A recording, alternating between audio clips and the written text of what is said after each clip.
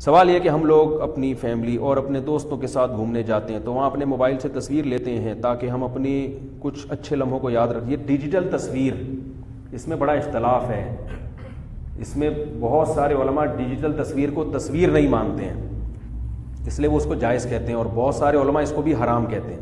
میرا رجحان جواز ہی کی طرف ہے، کیونکہ میں نے جو اس کی تحقیق کی ہے، میں کیا محقق ہوں گا جو بڑے حضرات کی موجودگی میں، تو مجھے اس کے تصویر ہونا، اس کو تصویر لغت میں کہتے ہیں اس لیے کہ لوگوں کے پاس کوئی آلٹرنیٹ لفظ نہیں ہے اس کو ڈیفائن کرنے کے لیے، تو اس لیے جو تصویر سے لفظ ادھار لے کے اس پہ لگا دیا، ورنہ یہ وہ تصویر نہیں ہے جو پرنٹڈ ہوتی ہے.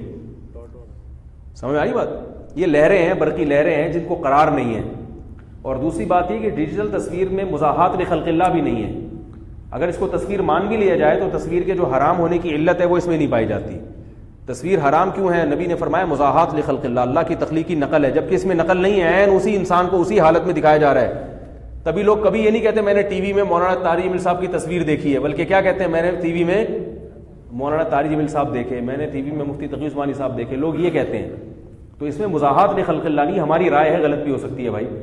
تو احتیاط تو یہ ہے کہ اجتناب کیا جائے، لیکن اگر کبھی کوئی بنوا لے تو جائز ہے. میں بلا وجہ نہیں بنواتا. کوئی بڑی شخصیت ہو تو پھر میں اپنے پاس، جیسے حضرت مولانا طارق جمیل صاحب کا میں نے ارادہ تھا کہ ان کے ساتھ کھڑے ہو کر ایک کھنچوا لوں گا، لیکن وہ لوگوں نے پہلے ہی اتنی دھڑا دھڑ کھینچ لی کہ اس کی نوبت ہی نہیں آئی. میرے ساتھ اللہ کا واسطہ نہ کھنچوائیں آپ لوگ، کیونکہ میں پھر کسی اور کے ساتھ کھنچوانے کے قابل. مذاق کر رہا ہوں بھائی.